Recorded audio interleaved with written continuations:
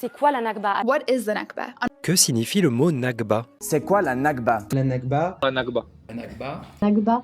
La première fois que j'entends ce mot, c'est en cours d'HGSP en terminale, ou plutôt c'est mon professeur qui l'emploie, parce que dans le manuel scolaire de l'époque, l'édition Nathan Bac 2021 pour être précise, il est seulement fait mention d'un exode massif de Palestiniens. S'ensuit un exposé d'un élève sur ce sujet, puis un débat. Mais alors, qu'est-ce que la Nakba? Ce mot signifie catastrophe en arabe et désigne l'exode massif des Palestiniens lors de la guerre de 1948 et la création de l'État d'Israël. En effet, plus de 700 000 Palestiniens ont été contraints de quitter leurs terres et leurs villages détruits. À l'époque, je me souviens avoir été étonnée de n'avoir jamais entendu parler de cet épisode de l'histoire et qu'il soit mentionné si tard dans ma scolarité. Mais ce qui m'a le plus marqué, c'est qu'une partie de la classe, elle, semblait plutôt renseignée sur le sujet. Je me rappelle avoir même demandé à mon amie comment elle savait tout ça, et elle m'a simplement répondu que la Nakba est un des récits de martyrs contemporains pour les musulmans, et que ce récit était transmis dans les familles. Et effectivement, la plupart étaient musulmans ou de familles musulmanes. Peu de temps après, vient le 7 octobre. Le conflit israélo-palestinien, vieux de plus de 70 ans, est à nouveau projeté au devant de la scène médiatique. Documentaires, interviews, manifestations, images d'archives et témoignages se multiplient. Mais encore une fois, on n'évoque pas, ou à demi-mot seulement, la Nakba. Pourquoi je vous raconte tout ça? Parce qu'au moment de choisir un sujet de recherche qui liait histoire, mémoire et représentation du passé en début de semestre, c'est la première idée qui me soit venue à l'esprit. Et après en avoir discuté en groupe, nous nous sommes aperçus que nous avions eu des expériences similaires, que ce soit à Roubaix, à Marseille, à Bordeaux ou à Orléans. C'est pourquoi nous avons ensemble choisi de nous pencher sur la question des mémoires et non-mémoires de la Nakba. Le terme de Nakba ne peut seulement être compris comme un concept historique. Il est d'ailleurs utilisé de différentes manières selon le contexte. Alors bonjour, je suis Dylan Boutifla, secrétaire national du Parti socialiste aux relations internationales depuis 3 ans. La difficulté d'utiliser le terme, c'est déjà en fait de faire un choix de positionnement par rapport à cette réalité historique. La Nakba, rien que le terme en soi, il n'est pas utilisé, il ne peut pas être compris par tout le monde. Pourquoi certains l'utilisent? Pourquoi certains le réactualisent en 2025 dans le débat public? Dans l'histoire et la politique, il désigne la catastrophe humaine et territoriale subie par les Palestiniens. Dans la mémoire collective des Palestiniens, il représente un symbole de perte, d'exil et d'injustice. Dans la mémoire collective des Israéliens, il peut avoir un sens différent dans la mesure où le terme de Nakba est interdit dans les manuels scolaires depuis 2013. On ne parle plus de Nakba dans le sens du narratif palestinien. Par contre, le mot Nakba, lui, va rentrer dans, on va dire, le langage courant israélien. Ça devient un terme qu'on emploie dans le sens arabe, hein, pour dire, en fait, c'est quand on va prendre à quelqu'un quelque chose sans négocier. Quand je te fais une Nakba, c'est qu'on prend. Là, par exemple, depuis 2 ans, je ne sais pas si vous avez vu, il y a des ministres israéliens qui emploient ce terme-là, qui vont dire dans Gaza faire une Nakba. C'est une dynamique, donc, comme je disais, de négation. C'est-à-dire qu'on va parler de la Nakba, ou on va parler de 1948 et de ce qui s'est passé, mais justement pour y accoler un autre récit. Donc, nier le récit palestinien. Là, on a forcément un retournement de la situation où le terme est devenu courant dans le langage israélien, mais absolument pas pour la reconnaissance de l'histoire palestinienne. De ce fait, comprendre la Nakba, ce n'est pas seulement connaître un événement historique, c'est aussi saisir les mémoires multiples qui coexistent, souvent contradictoires, et qui continuent de façonner le conflit et les identités d'aujourd'hui. À travers notre enquête, nous avons donc cherché à mettre en lumière les multiples récits de la Nakba, leur rivalité ou complémentarité. Nous avons élaboré et partagé le plus possible un questionnaire qui se présente sous la forme d'un Google Form. L'objectif était de dégager les 30 tendances sur la connaissance, la reconnaissance, l'interprétation et l'enseignement de la Nakba. Avant d'entrer dans le vif du sujet, un mot sur notre échantillon. Nous avons reçu 255 réponses collectées anonymement. Il y a déjà un premier billet pour la suite de notre réponse, des réponses car 95% d'entre eux ont suivi un bac général. Passons maintenant aux résultats spécifiques. Concernant la question de savoir si les répondants ont déjà entendu parler de la Nakba, 3 personnes sur 4 ont répondu oui. Cependant, lorsque nous demandons de la définir, la précision fait défaut. Seulement 14% te disent aptes à bien, voire très bien étayer le sujet.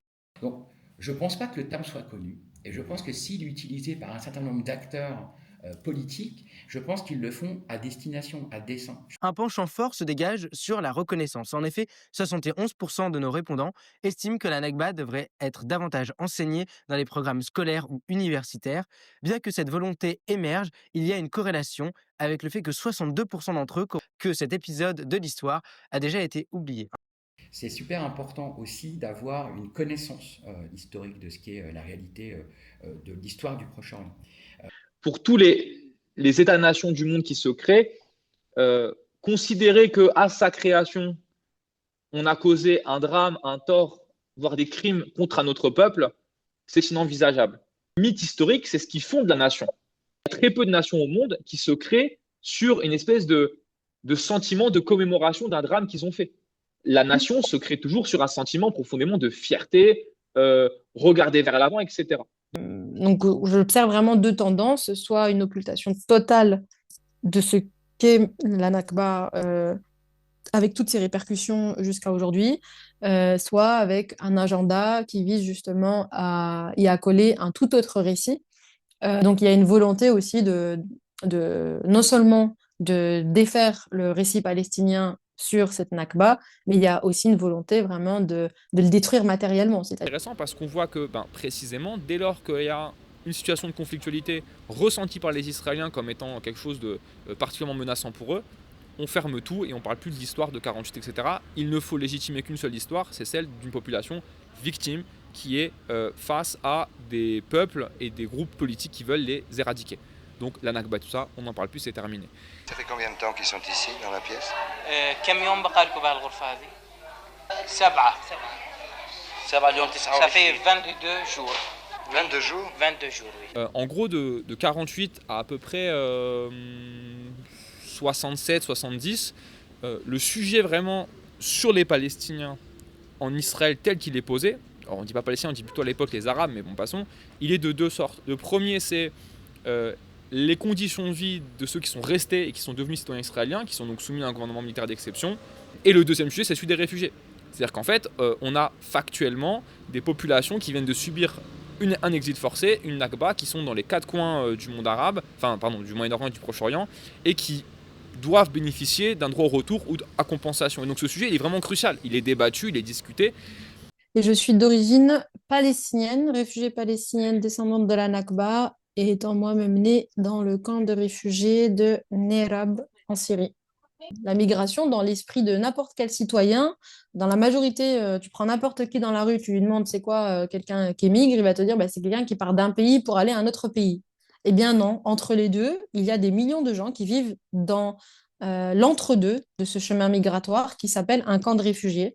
Comme pour les Palestiniens qui sont partis de la Palestine, ils ne sont pas arrivés citoyens ou en libre circulation dans d'autres pays, ils sont arrivés dans un entre-deux. Un réfugié, qu'est-ce que c'est ?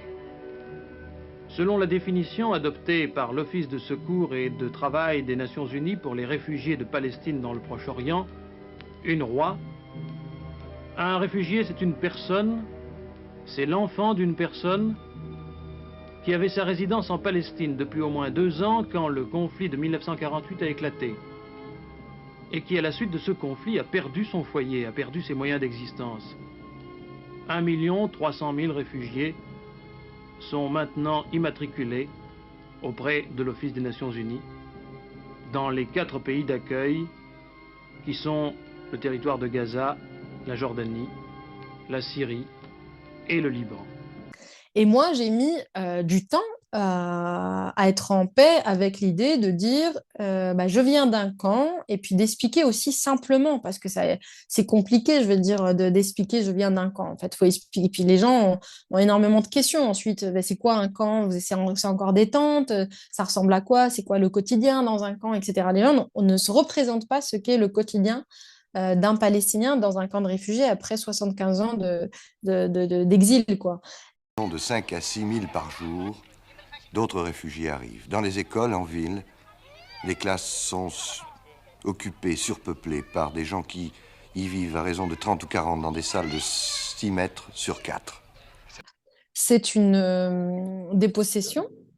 Les camps sont la matérialité de cette dépossession, c'est-à-dire que s'il y a des Palestiniens qui vivent dans des camps de réfugiés au moment où moi j'y suis née, c'est-à-dire 4 générations après, c'est précisément parce qu'ils n'ont toujours pas pu rentrer chez eux.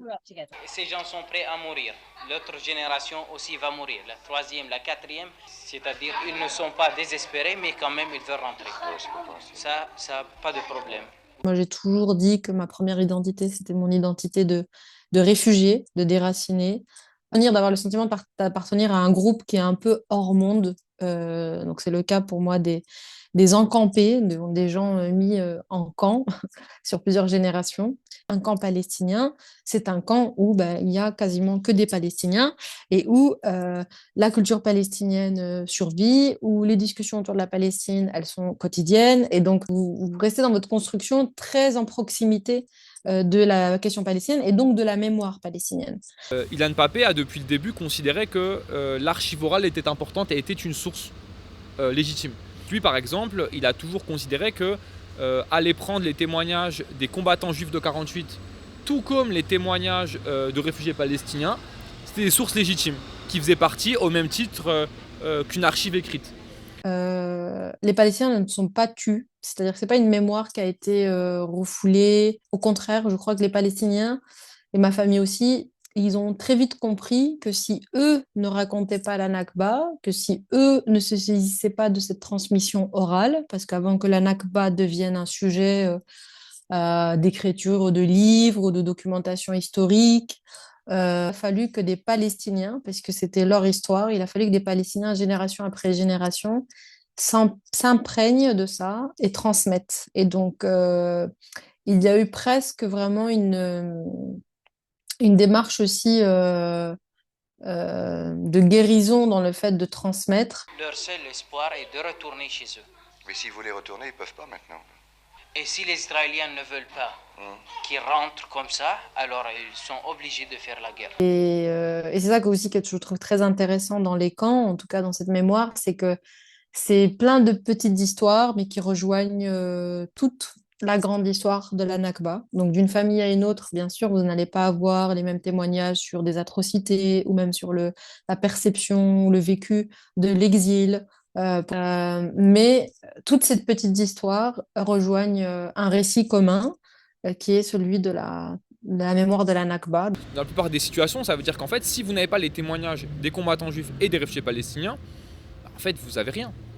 On a aussi des personnes qui ont un vécu, qui ont eu un ressenti, qui ont vécu des épisodes et qu'il faut être capable d'entendre et voir dans ce récit-là qu'est-ce qui est de l'ordre, on va dire, de la reconstitution de faits avec une partie peut-être d'invention et qu'est-ce qui est de l'ordre véritablement du vécu qui correspond à ce que d'autres réfugiés aussi témoignent. Moi, je suis allé encore là il y a quelques mois en Syrie. Donc, on a visité des camps où il y a en partie des réfugiés palestiniens. Et donc, pour que les gens puissent avoir le désir, la possibilité de revenir, il faut déjà qu'on s'en donne les moyens, mais il faut qu'ils puissent vivre en Cisjordanie. Aujourd'hui, il n'y a rien. Et quand on parle de la Cisjordanie, c'est un terrain de conflit, de guerre et notamment de violation des droits humains par les colons israéliens et les colons les plus extrémistes qui sont soutenus par le gouvernement Netanyahou, Ben Gvir, Smotrich. Mais surtout, qu'est-ce qu'on fait de Gaza ? Je veux dire, la situation est telle qu'il faut reconstruire et qu'il faut investir des milliards pour permettre la reconstruction et la viabilité de ce territoire. À Gaza, c'est 80% de gens qui sont réfugiés de la Nakba. Et leur revendication depuis des décennies, c'est pas seulement de vivre en prospérité à Gaza, mais c'est aussi de pouvoir retourner ou d'être indemnisés ou d'obtenir une réparation sur les déplacements forcés qu'ils ont vécus en 1948 et des territoires dont ils ont été chassés. Avoir une famille sur plusieurs générations qui est née apatride, réfugiée apatride, qui vit dans cet espace clos, dans des conditions qui de toute façon finissent par façonner les liens, les sensibilités, les êtres, les traumatismes, ça fait qu'on est forcément héritier de tout ça. C'est un sujet éminemment politique et encore une fois, le conflit israélo-palestinien, il est aussi abîmé dans sa représentation dans la tête des gens et dans sa connaissance de la plupart des politiques parce que quelque part, on renvoie toujours les uns et les autres à une forme d'appartenance, à une forme de communautarisme finalement et que c'est très dangereux dans le débat public d'engager une discussion sur un conflit qui a bien d'autres dynamiques que la question ethnique, religieuse, culturelle. Ce qu'il dit sur la Nakba, c'est que c'est une catastrophe faite de disparition. C'est-à-dire que ce qui est attendu des Palestiniens à ce moment-là, c'est de disparaître. C'est en détruisant les lieux dont ils sont originaires, en changeant les noms des localités dont ils sont originaires, en faisant vraiment disparaître tout ce qui leur restait de lien entre les humains qu'ils sont et leur histoire, et leur passé, leur mémoire. Eh bien, ce qui était attendu, c'est que cette mémoire palestinienne, cette identité palestinienne, elle disparaisse en exil. La plupart des ordres d'expulsion, en fait, vous ne les trouvez pas. On trouve des indications, on trouve des insinuations, mais chaque soldat juif de 48 savait ce qu'il avait à faire. Ce qu'on appelle la Nakba continue dans l'historiographie palestinienne, c'est le fait qu'en fait 48 c'était juste le climax d'un épisode qui a démarré avant, qui s'est accéléré en 48, qui s'est accéléré en 67, en 2000 et qui maintenant est en train de s'accélérer à Gaza. Ce qui se passe aujourd'hui en Palestine, tant à Gaza qu'en Cisjordanie, s'inscrit dans ce que tous les Palestiniens, dans leur grande majorité, nomment une Nakba continue. C'est-à-dire que ça permet deux choses. Premièrement, de resituer la Nakba de 1948 comme étant un fait, non pas comme un fait historique figé, mais comme un processus qui a commencé en 1948 et qui ne s'est jamais arrêté. De 5 à 6 000 par jour, d'autres réfugiés arrivent. Dans les écoles, en ville, les classes sont occupées, surpeuplées par des gens qui y vivent à raison de 30 ou 40 dans des salles de 6 mètres sur 4. C'est-à-dire que jusqu'à aujourd'hui, vous avez beaucoup de négationnisme sur la question de la Nakba. On va vous rétorquer deux choses. La première, c'est de dire ça s'est fait dans le cadre de la guerre, donc c'est une conséquence malheureuse de la guerre. On n'est pas que les responsables, les Palestiniens ont refusé le partage, le truc habituel, les Palestiniens ont refusé le partage. Oui, les Palestiniens ont été contraints à l'exil forcé, mais nous derrière, on a accueilli les Juifs du monde arabe qui eux aussi ont été poussés à l'exil. Donc pour moi en fait cet argument il est assez fallacieux parce que à l'inverse les Palestiniens ont été contraints à un exil forcé sans aucun processus d'accueil. Puis surtout ce qu'on oublie trop souvent c'est que le fait que les Palestiniens soient aujourd'hui réfugiés et qu'ils aient le droit au retour sur leur terre ou à compensation, en fait c'est pas lié à la manière dont ils ont été expulsés, c'est simplement lié au fait qu'il y a un État qui a empêché leur retour. C'est l'État d'Israël. Point barre. C'est assez fréquent d'entendre des gens soit vous attaquer, soit vous dire que votre récit est faux ou que les Palestiniens n'ont pas été expulsés, qu'ils sont partis d'eux-mêmes. Ce que les nouveaux historiens vont apporter à partir de 77 et surtout années 80, et je pense notamment à Benny Morris, à Ilan Pappé et d'autres, c'est vraiment de fonder cette historiographie-là et ce narratif-là sur les archives israéliennes. Nécessairement, ils vont avoir des éléments concrets, des réunions d'état-major, des ordres qui vont être donnés, etc., où ils vont pouvoir vraiment mettre en panorama le fait qu'on n'a pas assisté à l'expulsion d'une population en corrélation à une guerre, on a assisté en réalité à une guerre qui était le premier plan, mais ce premier plan permettait justement qu'à l'arrière-plan, on puisse expulser tout le monde. Depuis les années 70-80, il y a tout un mouvement de nouveaux historiens qui ont parfaitement documenté, grâce aux archives, documenté que les Palestiniens ont été poussés à l'exil dans une volonté délibérée d'accaparement et de vol des terres sur lesquelles ils habitaient. Objectivement, l'histoire de l'exode de ces malheureux reste assez obscure. Des éléments israéliens ont massacré les habitants de Deir Yassin, près de Jérusalem, mais il a été impossible d'établir si ces exécutions avaient été préméditées ou si elles étaient le fait de quelques fanatiques. Israël n'est pas un cas exceptionnel, c'est pas le premier pays à avoir créé un espèce d'État-nation sur la base de mythes nationaux. Et donc on va voir en Israël par exemple une réforme des manuels scolaires sans forcément prendre en considération toute l'histoire palestinienne, mais une petite partie. Par exemple que certains ont pu être expulsés, la reconnaissance de certains massacres aussi qui ont pu avoir lieu. On va aussi essayer de mettre en place, peut-être vous l'avez vu ce truc-là, qui va être un livre d'histoire commune. Qui s'appelle L'autre narratif, je ne sais plus comment ça s'appelle, excusez-moi. Mais en gros, c'est un livre où vous avez le narratif israélien, le narratif palestinien, et quand ils peuvent, ils l'écrivent ensemble. Et quand ils ne peuvent pas, c'est séparé sur la page. Voilà. Le problème, c'est que derrière, en gros, vous allez avoir, à partir de 2000, quasiment, avec quelques petites parenthèses, mais quasiment 25 ans de droitisation israélienne à marche forcée. Et le moment, à mon avis, qui va être le plus radical là-dedans, ça va être à partir de 2009 quand Netanyahou prend le pouvoir et qui va enchaîner son marathon de Premier ministre. Avec Benyamin Netanyahou, c'est le retour au pouvoir de la droite dure en Israël. Un bloc de droite avec une majorité de 65 députés sur 120. Ses principaux alliés, les ultra-orthodoxes, les nationalistes religieux et Avigdor Lieberman, le nouveau chef de file de l'extrême droite. Car celui que l'on surnomme l'enfant terrible, issu de l'élite ashkénaze, celle qui a fondé Israël, a toujours été hostile à toute concession aux Palestiniens. Je ne peux pas cautionner une politique qui, je crois, compromet la sécurité d'Israël et qui déchire notre peuple. Je pense qu'à l'avenir, nous risquons aussi de perdre l'unité de Jérusalem.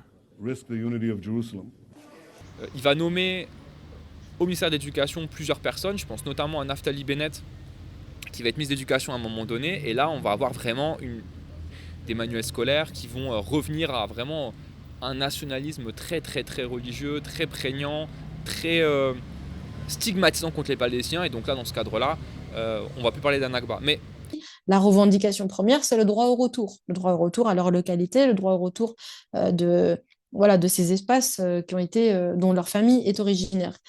Le retour des réfugiés paraît une mission impossible. La situation aujourd'hui en Cisjordanie, la situation des infrastructures, des routes, des hôpitaux, des écoles, des conditions de vie, d'accès à l'eau, d'accès aux biens communs, en fait, ne peuvent pas déjà subvenir aux besoins de toutes ces populations. Imaginez s'il fallait que, comme je le disais tout à l'heure, les 7 millions de Palestiniens qui vivent en Jordanie, en Syrie, au Liban, en Égypte, revenaient en Cisjordanie, puisque a priori c'est là d'où ils devraient revenir, parce qu'ils sont originaires de Cisjordanie. C'est absolument impossible de faire vivre 7 millions de personnes. C'est déjà compliqué de faire vivre presque 1 million de personnes. Et 7 millions, c'est impossible. Et donc, cette question du retour des réfugiés, et donc de la capacité à faire que la nation palestinienne accueille tous ses citoyens, tous ses ressortissants, tous ceux qui peuvent se revendiquer de la nationalité palestinienne, est un point de non-retour à l'heure actuelle. Parce qu'en fait, ni d'un côté ni de l'autre, c'est même pas une question de volonté. On a la capacité de faire ça. Même si aujourd'hui, les Palestiniens savent pertinemment que leur maison n'existe plus, ça a été le cas, moi, de mes grands-parents, ils savaient pertinemment que leur village a été détruit, ils savent pertinemment qu'ils ne pourront pas retrouver cette maison-là, eh bien, ils ont quand même gardé les clés de maison. Les clés de maison, elles sont encore là dans les camps de réfugiés. Alors qu'ils savent pertinemment qu'ils ne vont pas revoir cette maison-là et qu'elle a été détruite, qu'aujourd'hui, c'est d'autres villes israéliennes qui ont été construites par-dessus. Pour vous donner une anecdote, juste, ça peut peut-être vous donner une indication.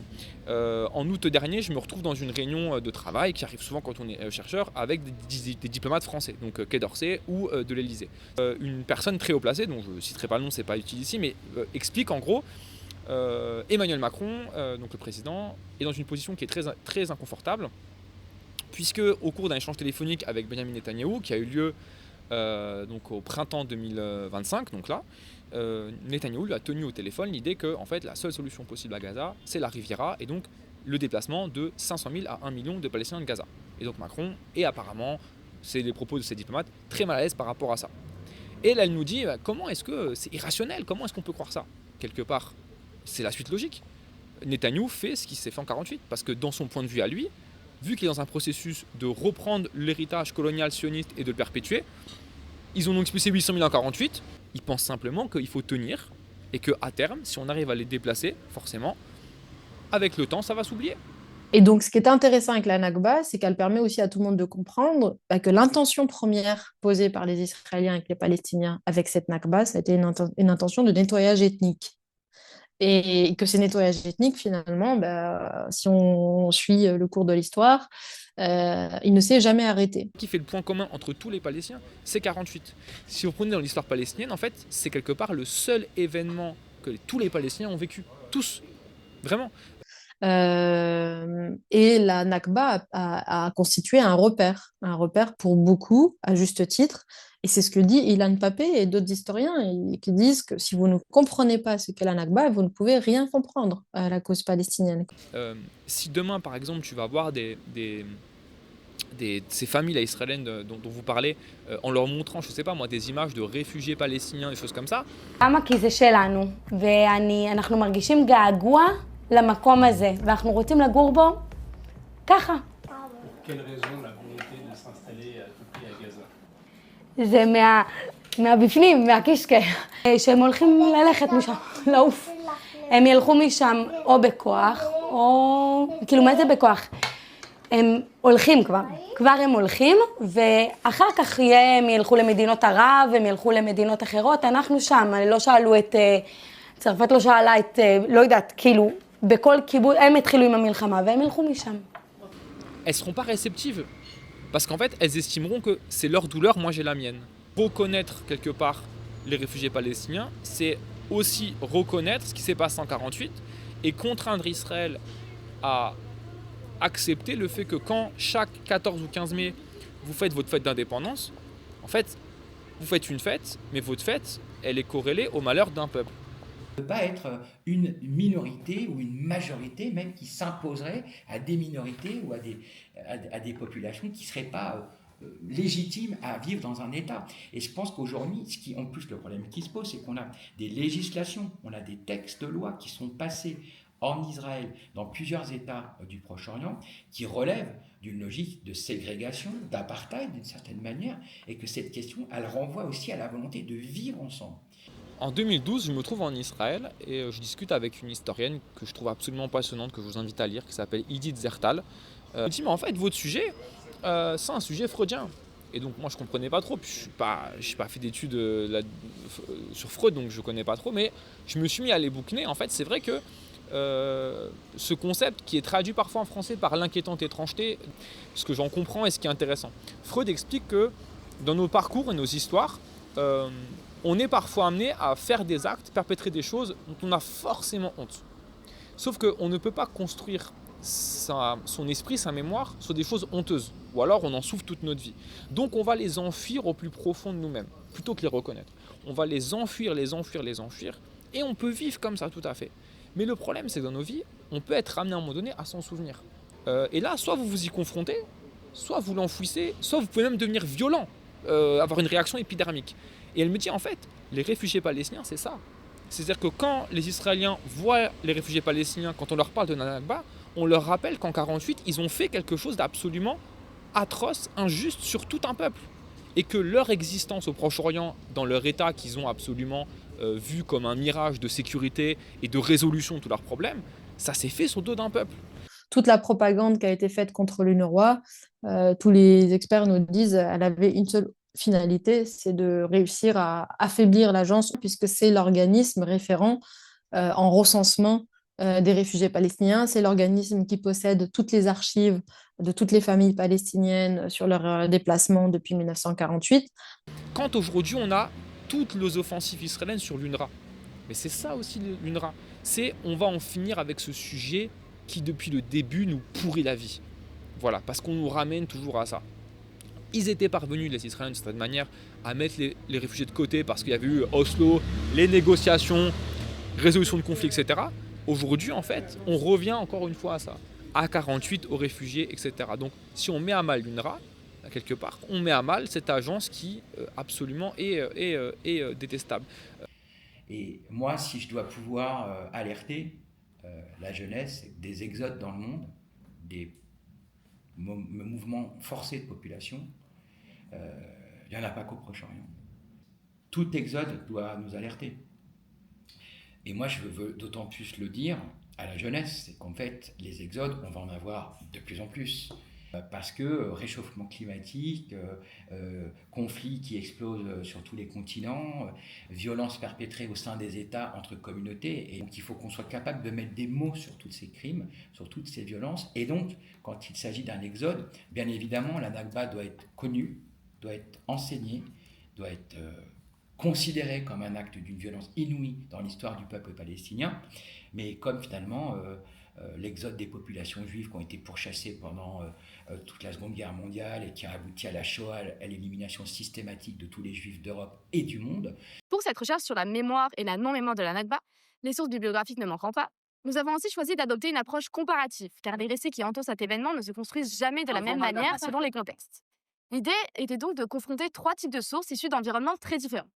D'abord, nous avons étudié des textes universitaires sur la mémoire de la Nakba en France, un contexte qui nous est familier. Ensuite, nous avons mis ce premier ensemble en regard d'articles portant sur la mémoire israélienne, comme De la Shoah à la Nakba, un travail de mémoire en souffrance de Sylvain Sibel. Enfin, comment aborder un tel sujet sans se pencher sur les principaux concernés?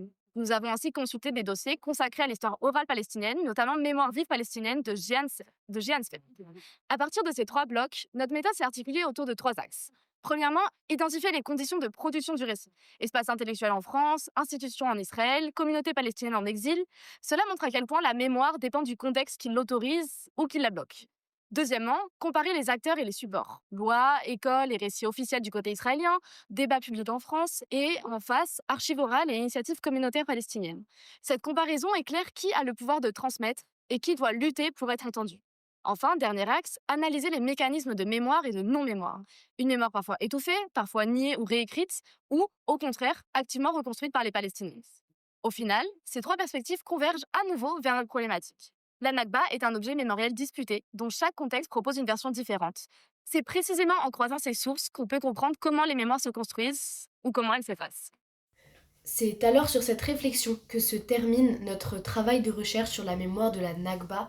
Nous souhaitons tout d'abord remercier tous les intervenants. Merci à Rima Hassan, merci à Thomas Vescovi, merci à Dylan Boutifla pour leurs réponses et pour leur disponibilité. Merci aussi à notre professeur qui nous a beaucoup soutenus dans notre projet. Merci à toutes les personnes qui ont répondu au questionnaire et qui ont également regardé cette vidéo jusqu'à la fin.